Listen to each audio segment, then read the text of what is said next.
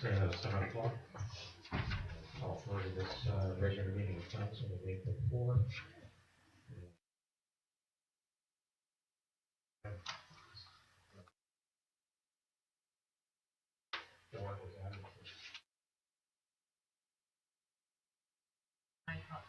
This is April, right? Yeah, so. Yeah, I know it was director of engineering, about clean water, wastewater, right? Yeah. So, the agenda has amended. Carried.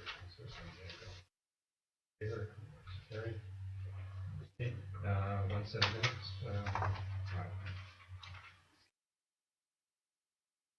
Council meeting, 1 set of committee minutes there for the option. So, please, Councilor. Larry, all in favor? Carried. Administration report 5.1 permit from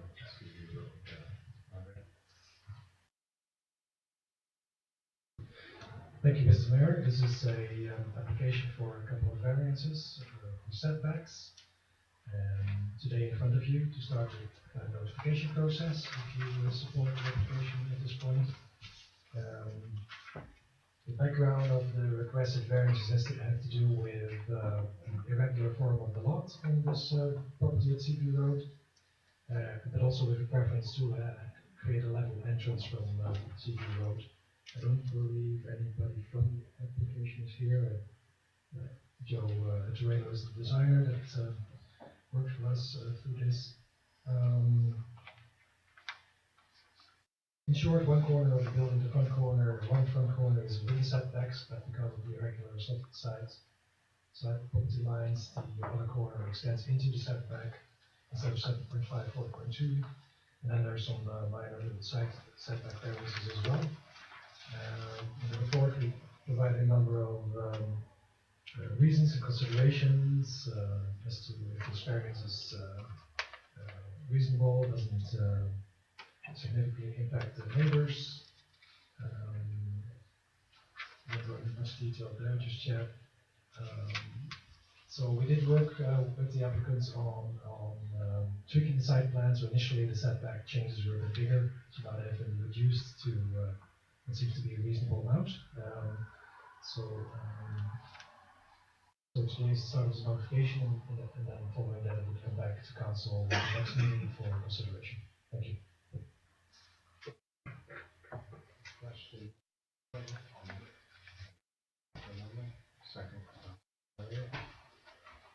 Okay, so this is really just to notify neighbors and see what this protection is.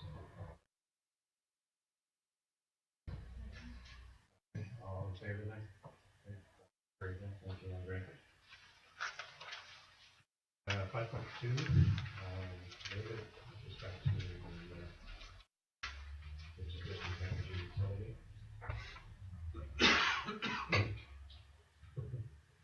Thank you, Mayor. As we're all well aware, we the district energy utility had some issues that started in December of 2016 with a leak, and then it carried on until roughly the second week of January, and that exposed several weaknesses and challenges with the system that will be the subject of a more detailed report on that matter on April 18th, 2017 at the committee, which is at 1:30 in the afternoon on that day. Excuse me. And as well, we want to do a reassessment of the system after a pretty significant cold snap that we had. So the subject of this report is to look at the pending expansion of the system. And I just want to be clear that we're just talking about the expansion to the phase 3 of the Parkland development. We're not what the staff recommendations here do not extend beyond phase 3 suggesting in this report that phase 3, the requirement for connection for phase 3 be waived, to allow us to evaluate the system, have a look at how we've been, what lessons to learn from the leak and the experiences from both the town side as well as the resident side, and that may include possible changes to requirements for the actual home construction or the heat pumps that go in homes, because there's a fair number of unanswered questions. Staff are just feeling that continued expansion of the system at this stage without refining some of those requirements and examining that might be advised to keep those 25 homes off. Now that doesn't change our ability to service a number of homes in future off the existing infrastructure that we have. As you may be aware, the pump house is sized for quite a few more homes than we currently have on the system. So it wouldn't preclude that. This is just a temporary pause, shall we say, on the expansion until we ensure that we have addressed as many of the concerns that were raised through this issue this year. I think perhaps I'll leave it at that point unless you have some specific questions or you might need to expand on items. A quick question, I think maybe it's on everybody's mind, is there a possibility that something's going to come forward in 2018 for the reporting that would make against this decision, or did you get that? No, I wouldn't, because the information that's going to come forward on the 18th will be more of a work plan on how to move forward and what needs to be done. We are not going to have any additional information at that point that would give staff more comfort or community comfort in basically you've got the information right now.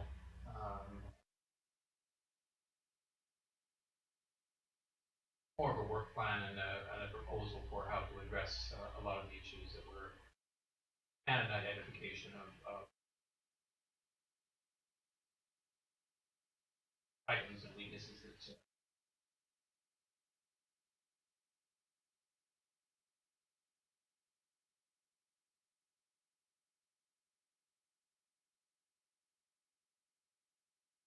Right of the problems we've had, certainly getting of our system. I say that only in a sense.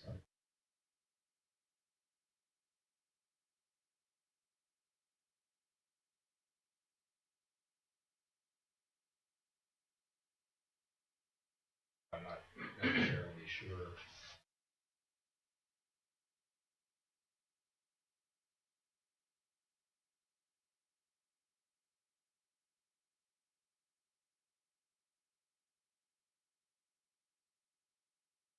there shouldn't be any impact to existing users. Probably the immediate impact. Well, there's twofold impact as far as whether or not it goes forward. One is the developer would not be required to put in the distribution lines within the phase 3 development. However, those distribution lines would only be serving those homes. They would not be serving lands beyond. So if they are constructed or not, it doesn't affect future expansion. And on the town side, the developer is required to put in those distribution lines and service those homes, providing we have provided adequate fields. And so that's kind of another thing that comes into it as well, is that we're looking at around $125,000 for a new geofield that would supplement the existing three that are in the system. However, some of what we are going to be examining with this during this year is whether there are alternatives or more economical ways of addressing capacity, present and future, of the system, other than constructing, a number of small fields. So, if we proceeded with phase 3, we would definitely have to put in an additional field, and that's going to be in addition to the budgeted item that we discussed this afternoon, which I think we had around $107,000 in there. We would have to be adding that $125,000 onto that. So it's definitely going a more expensive short-term route. The other thing that I'm concerned about, as I say, is the in the absence of this work that we'll be doing during the term of 2017, we do not have the information that any changes to the home may or may not. One of the issues that we had is a challenge to work on our own system without impacting the residents' heat pumps, and we're looking at how that can be better able to be facilitated in future, because challenge to not be able to, or to have our requirements as far as maintenance of our system, having it so tightly tied to the residents, and right now, if we have to shut the system down and work on it, we have to get everybody on the system to shut down their heat pumps, which is somewhat challenging. People are away, and not everyone's available at the same time, so it's very, very cumbersome to address that, and so we're looking at that. We will be looking at that as well for future home connections. How do we address that? And so, in the absence of that, we'd be putting 25 more homes on there without actually having addressed that problem, and we would be problem from 58-ish homes to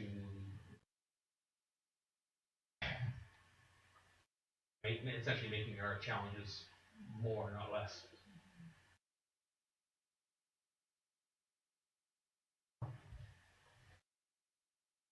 I'm a bit confused. We are receiving a report weeks already was minimal.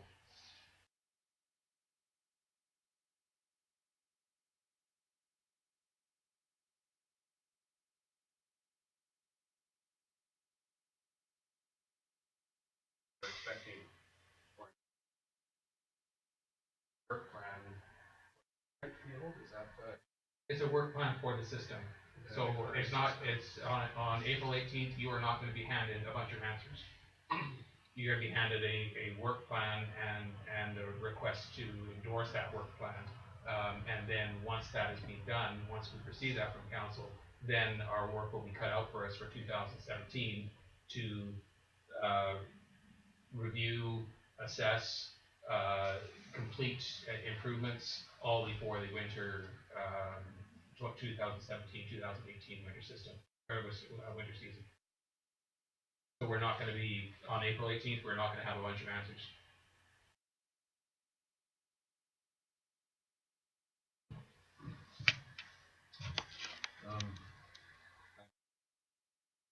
Questions. Is the report that we're going to receive from this guy, I know the residents, we had that meeting here in council chambers, and they had a number of questions. Are those questions going to be answered in that report? You're going to be getting a staff report with a consultant's proposal, is what you're going to have. And as many questions as we can will be answered. However, I think a lot of those questions will be as part of that proposal, and will be answered prior to the 2017-2018 heating season. Okay. My thought would be that if I lived in Parkland And the town said, oh, you know what, there's no way we're putting another geothermal field. Confidence as a resident of Parkland in the geothermal field. But I didn't want to. I think that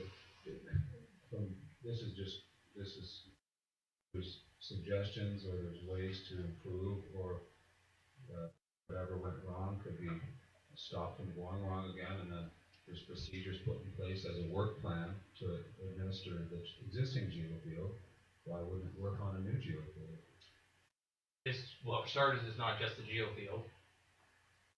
It is the service connections, and the home units as well.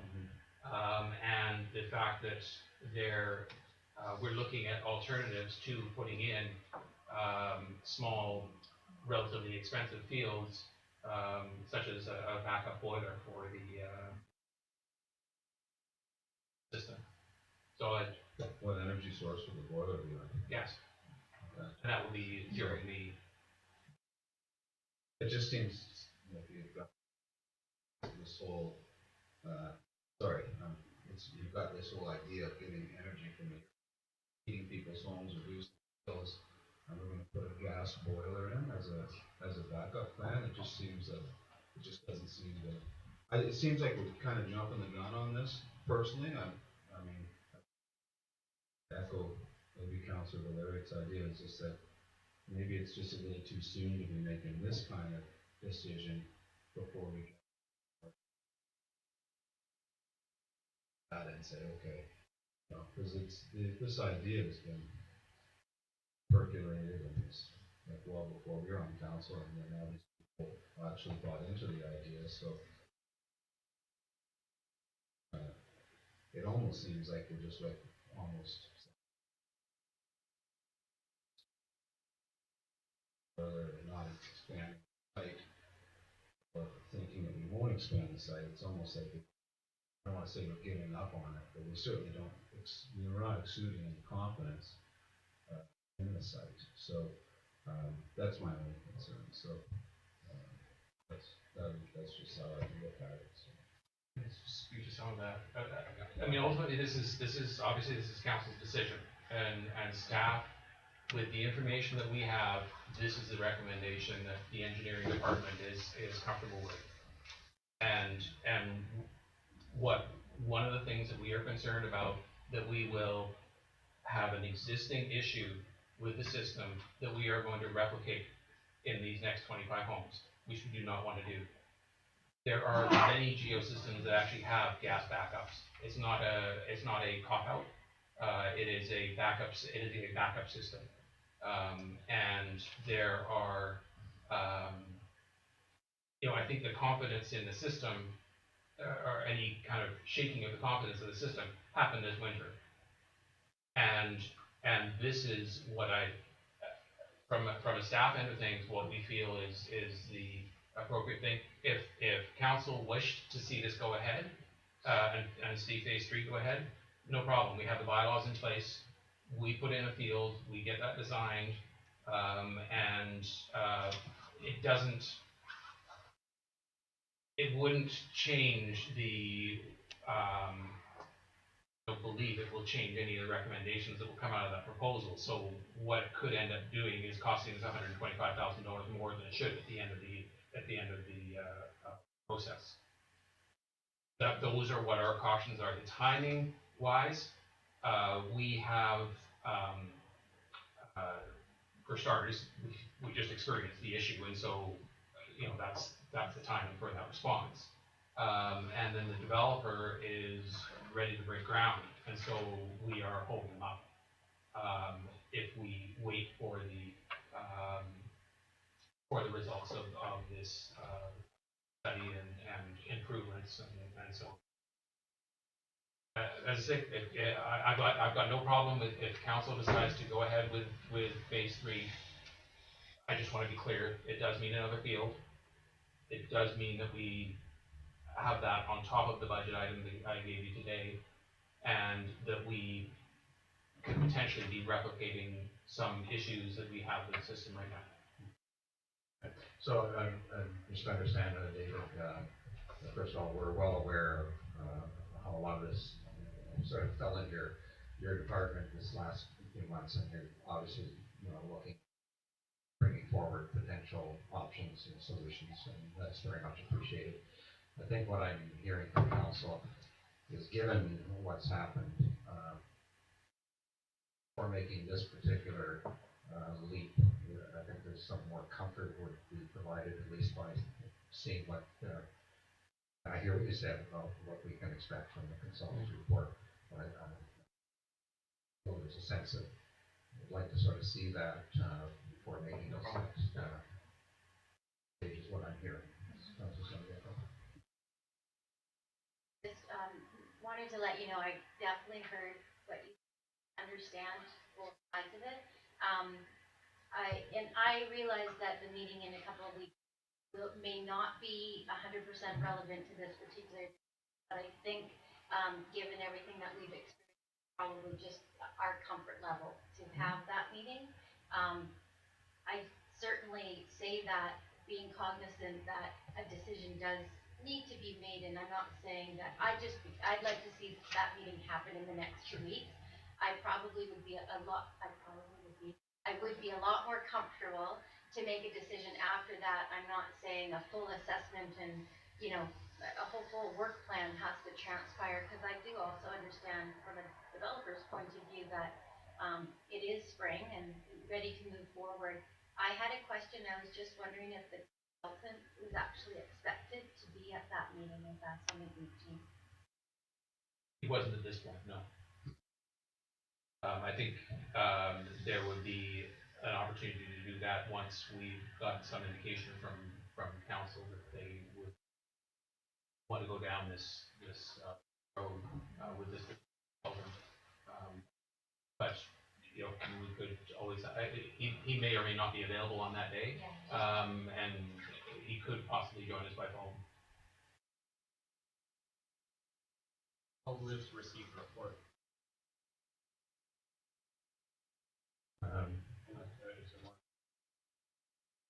Yeah, I just wondered if also move this to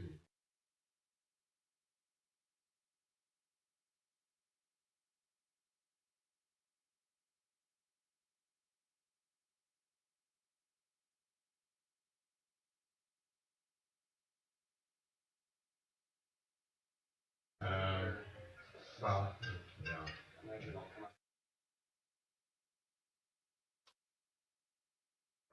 When, presumably, what we are saying is we want to see that report, and then this can be considered at that time. So, guess the motion could be to receive the report and to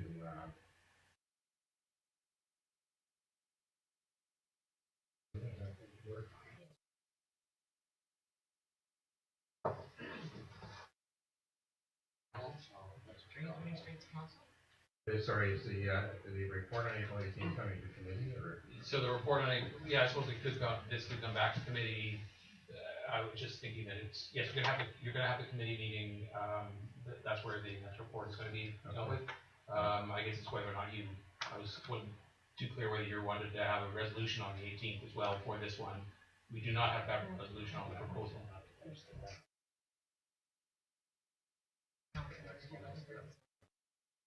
All right, so the motion then, just have a second by Councilor Larian. Any further discussion? Okay,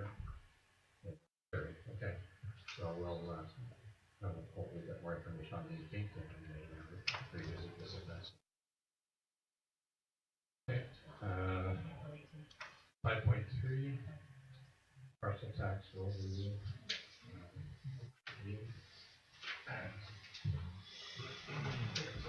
Thank you, Mayor Will. This is a report on behalf of the Deputy Treasurer, who will be conducting our annual parcel tax roll review panel, which is held every year to adjudicate new parcels that are being added to the roll, so new homes that have not been subject to parcel tax previous.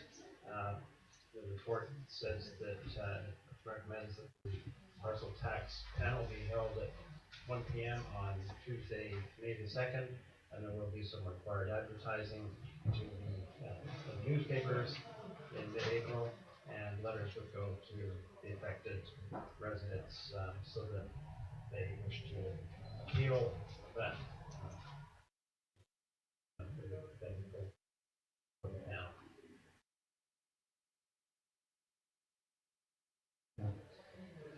Now, Just a question on memory on this, since there's all members of council be appointed as members, so if somebody was absent, that doesn't affect anything, does it?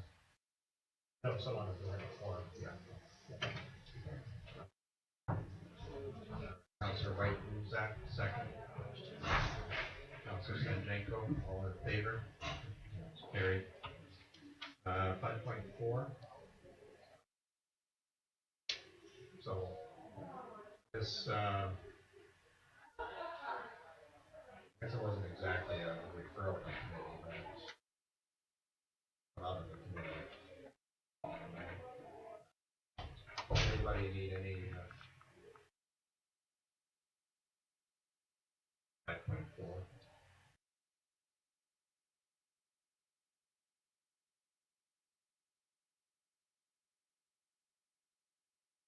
Councillor,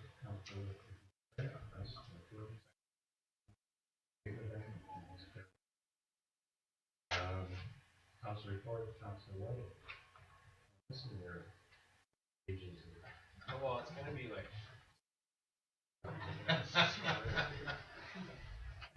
Okay.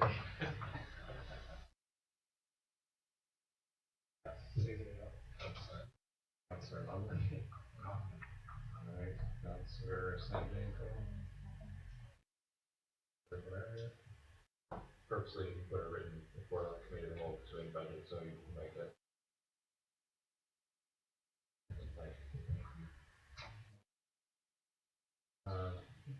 Of the only thing.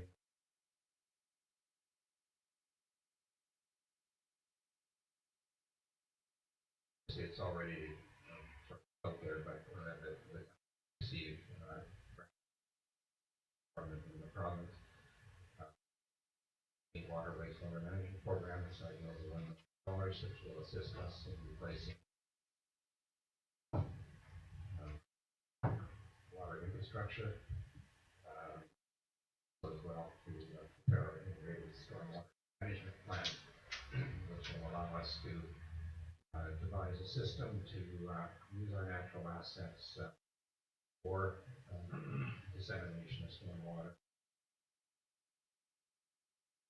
minimize the and I want to apologize to Councillor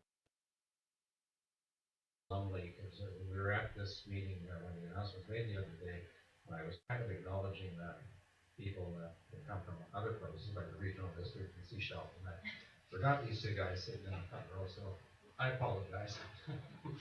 And as well staff, because I should really acknowledge staff, because I think Member of Parliament made a good point, and that is the staff are the ones that put these applications together and get them out there and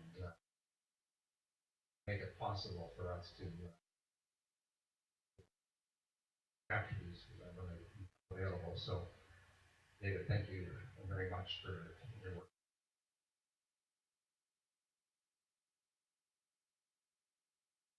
And also, Councillor White and myself attended the so-called inauguration of the Seashell.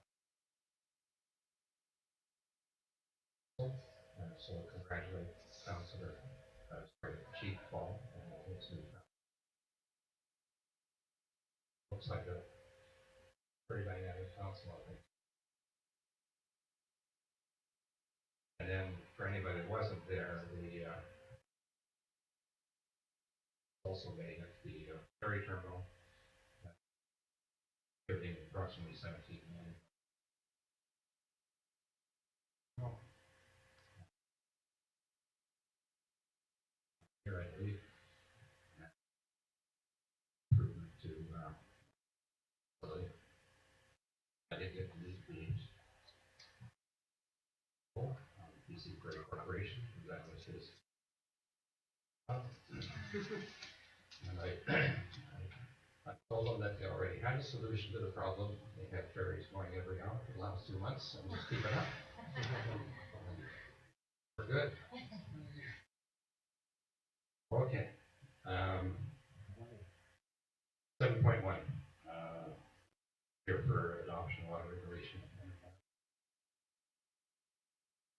Dwight, Councilor Sanjanko, all in favor?